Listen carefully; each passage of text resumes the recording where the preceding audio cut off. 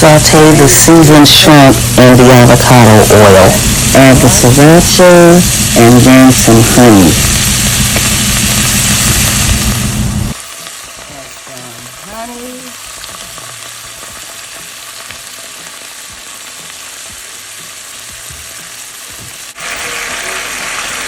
Flip them over.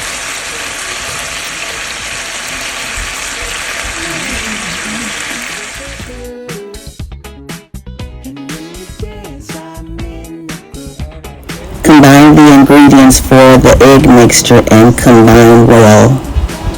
Stuff your egg whites with the mixture and add a little paprika. Now I'm going to add the shrimp. Place your shrimp standing up inside the deviled eggs. Stand them up for presentation's sake.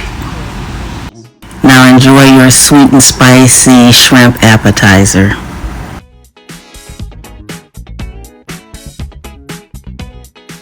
Don't forget to hit that subscribe button.